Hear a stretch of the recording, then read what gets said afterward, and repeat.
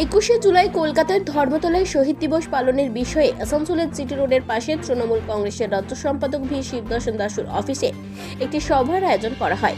এই সভায় বিপুল সংখ্যক তৃণমূলের সদস্যরা আসানসোল এবং আশেপাশের এলাকা থেকে নেতা এবং কর্মীরাও এসেছিলেন।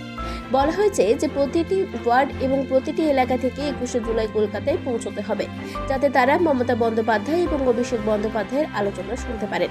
আগামী সময়ে তারা তাদের নিজ নিজ এলাকায় দল পরিচালনার ক্ষমতা সম্পর্কে ফিরে আসবেন।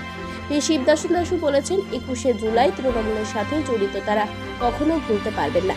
প্রতিটি তৃণমূল কর্মী আজ একটি বৈঠকের আয়োজন করেছিলেন, যেখানে সমস্ত কর্মীদের সেই দিন সর্বাধিক সংখ্যায় কলকাতায় পৌঁছানোর নির্দেশ দেওয়া হয়। ওটাই আমার অরাজনৈতিক ব্যক্তিত্ব।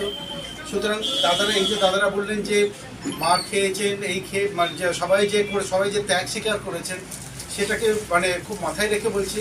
তো এই নিয়ে কথা বলার যোগ্যতা আমার নেই। আমি যেটা পারি বা যেটা পারবো, আমি এডিটের চেয়ারম্যান। যদি আপনাদের কখনো কোনো উপকারে লাগে, আমার দরজা সবসময় খোলা হয়, দুর্গাপুর বাস সবসময় খোলা। যদি কখনো আসেন,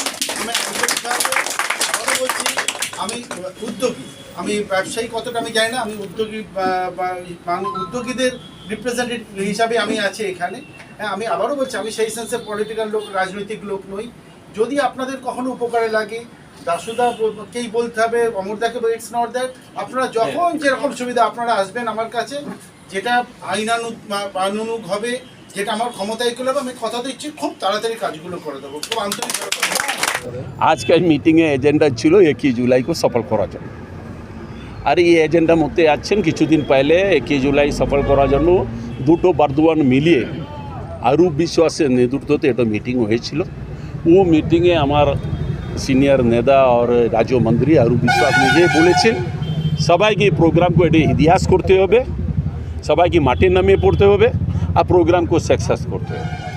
আর ওই কথা यहाँ আজকে রাখার জন্য মিটিং ডাকা হয়েছে। আর আমি আজকে দিনে আলাদা এজেন্ডাতে যাচ্ছি না, আপনারা পরে আসুন, যে বলার আছে আমি ওই সময় পড়ব দিচ্ছেন। উনি আমাকে সম্মান দিচ্ছেন, উনি সম্মানীয় লোক। আমি এলাম, আমার খুব তাড়াহুড়ো আছে, আমি জাস্ট 1 মিনিট 2 মিনিটের জন্য এলাম, কিন্তু আমাকে বেরিয়ে যেতে হচ্ছে, বোর্ড মিটিং আছে।